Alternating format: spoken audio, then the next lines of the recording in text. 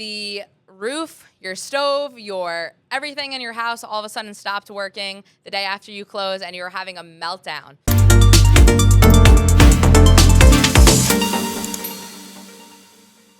If those of you that are new here, my name is Keara Mooney. I am a mortgage broker servicing all of the East Coast, helping you have an understanding of what mortgage loan makes the most sense for your first purchase, whether you're a first-time buyer or a seasoned investor. We're here to help you. So today we're talking about how to avoid the disastrous, you close and the appliances in your house aren't working, that roof starts to leak, and now you have a $5,000 bill sitting on your desk that you owe a roofing repair company.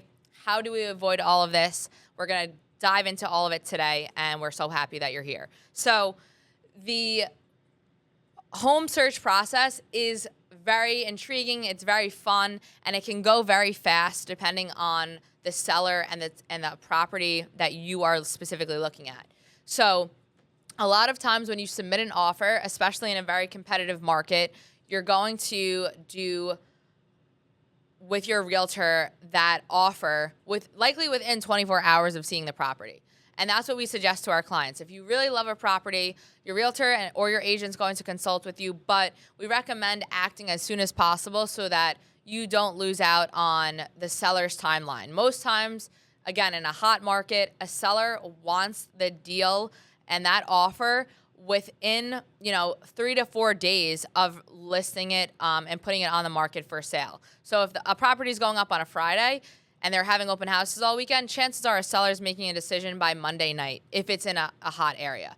So once you submit that offer and you get it accepted, you're going to have something called, and we recommend having an inspection. It's not mandatory by your mortgage company or your lending institution, but as a buyer, you should be having an inspection and having the property walked by a professional, go through everything. So your appliances, they're looking at what's beneath the surface. So behind those walls, is the electrical working safe and sound? Is the plumbing functioning? Is there any issues with the roof?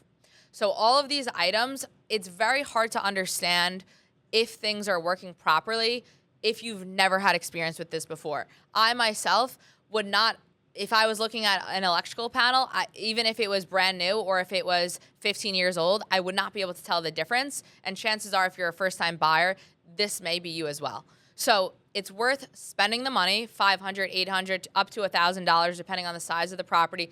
Get the inspection done within 24 to 48 hours of that offer being accepted. Because not only are you having a good understanding of what you're getting into for the new home, it's also going to give you something called leverage and negotiation power. If you go in there and you have the inspection done by an engineer or a inspection company, and they find that the electrical panel hasn't been replaced in 15 years, there's various issues with the electric, you may be able to take that. Yes, the inspector is going to write up a report for you. You may also want to then, they're raising the issue of the electric work, just as an example. You might want to then bring in an electrician and get an estimate before you proceed forward with signing contracts as to how much that electrical work is going to cost to repair. If you then get that done and they're telling you it's going to cost 10 grand to bring this electrical work up to code, you might then want to say, hey, Mr. and Mrs. Seller, we know for a fact that electric work is going to be needed because of the condition of it.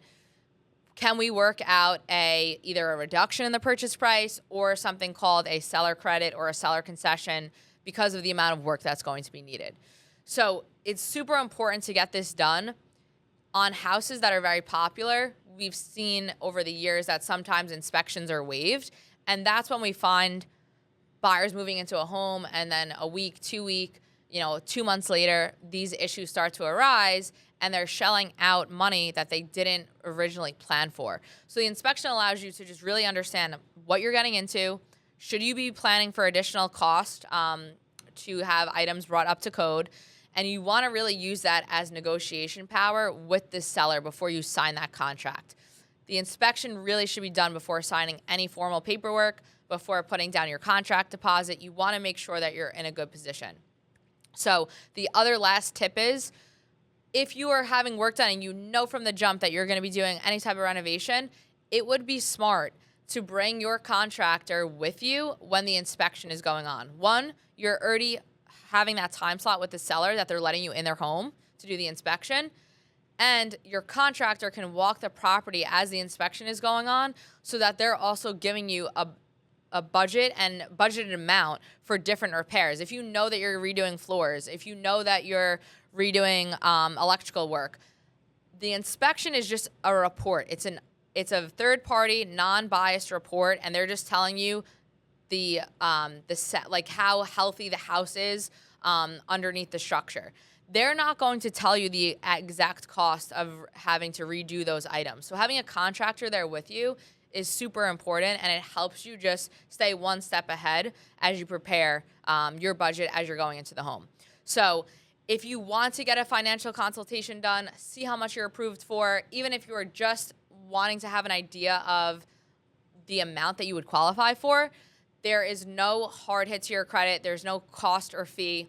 Click the link below. We'd love to help you get started, and we look forward to seeing you on the next one. Have a good one.